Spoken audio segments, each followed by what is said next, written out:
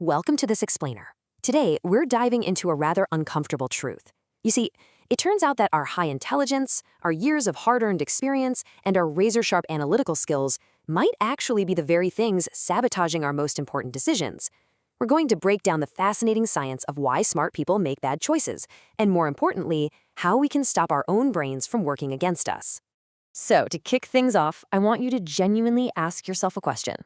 Is it possible your track record of being right has built a dangerous cognitive blind spot?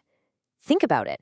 If you're a high achiever, a leader, or an analytical thinker who has built a whole career on making the right call, you are actually in the highest risk category for what we're about to discuss today.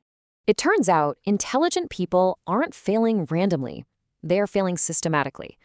We aren't making bad choices because we lack data, but because our brains trap us in incredibly predictable ways. We're literally carrying mental baggage into every single choice without even realizing it. Let's jump into Section 1, the intelligence paradox, and explore exactly why being smart can actually work against you. There is this fascinating contrast in how our brains process information. On one hand, you've got this massive ability to process data rapidly, right? But on the other hand, that very speed creates a dangerous consequence, a totally false sense of certainty. You see, the brain regions governing decision-making also happen to signal our confidence levels. This means smarter leaders frequently feel way more justified in their flawed conclusions, simply because they thought about them faster and with a lot more data. And a lot of this comes down to a biological reality known as the somatic marker hypothesis. You know that tiny spike of anxiety, or maybe the sweaty palms you get right before you hit send on a massive email? Well, long before your high IQ, rational brain kicks into gear to analyze a situation, your physical nervous system has already steered the ship. A quickened heartbeat dictates your direction before conscious reasoning even has a chance to engage. Put under pressure, this creates a really dangerous trap, assumption addiction. When we're hit with information overload, it's so easy to mistake piles of data for genuine knowledge. You end up building incredibly confident conclusions on excess information, without actually stopping to examine the underlying biological instincts that pushed you toward that conclusion in the first place. Moving right along to Section 2.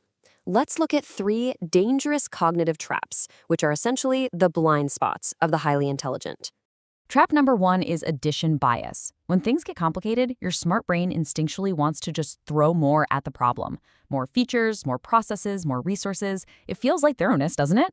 But instead of actually fixing a broken process, we often just add 3 new weekly meetings to discuss it.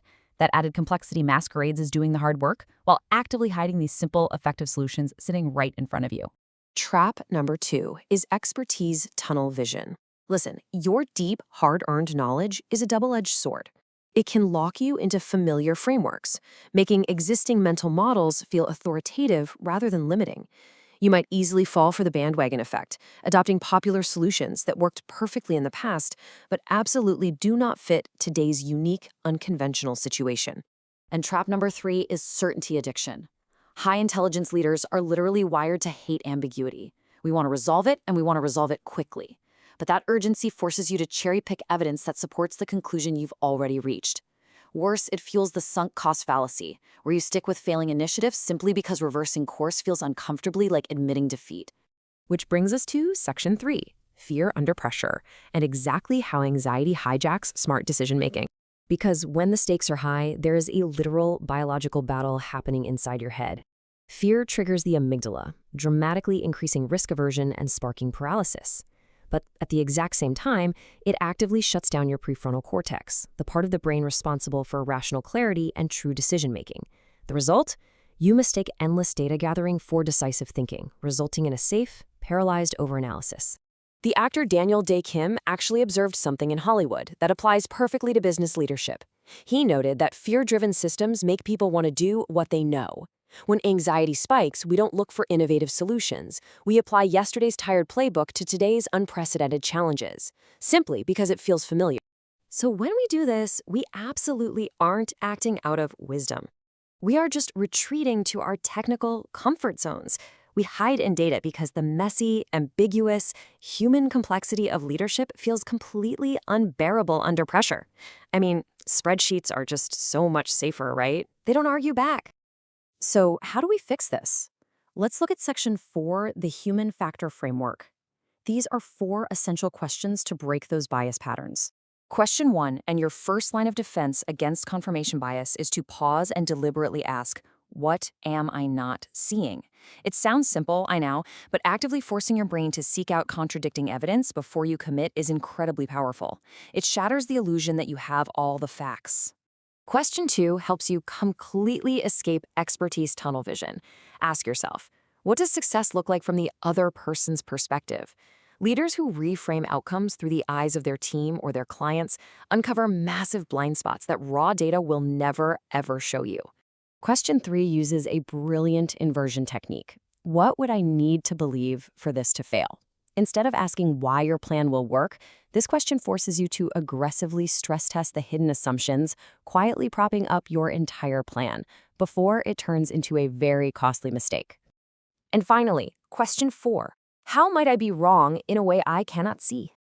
Now, a lot of smart leaders instinctively resist this one, thinking it makes them look weak or indecisive. But in reality, structured self-questioning is the true foundation of intellectual humility.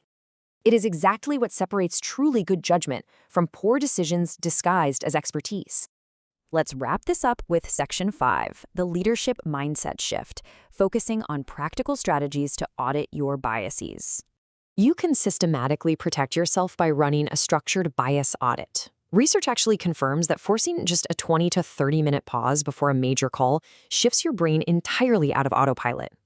Run through these 4 steps. Identify your assumptions, define exactly what evidence would change your mind, brainstorm 3 alternative explanations, and honestly review your past blind spots. As Dr. Pruitt reminds us, overcoming bias is absolutely not a solo endeavor. You literally cannot outthink your own biases all by yourself. You have to create psychological safety in your organization. You need to intentionally engage diverse viewpoints and publicly reward the people who find flaws in your logic. You have to start treating dissent as a gift rather than a threat. Ultimately, creating lasting change means choosing influence over mandate-driven power. It's about facilitating a collective journey rather than trying to fix discrete problems all by yourself from the top down. Build shared models, balance those competing tensions, and address the root causes together with your team. I'll leave you with this final provocative thought to ponder long after this explainer ends. Bias thrives where false certainty is performed. So when you face your next high-stakes crisis, which path are you going to choose? Will you hide behind your expertise, or will you bravely lead with honest uncertainty? The choice is entirely yours. Thanks for joining me, and keep questioning everything.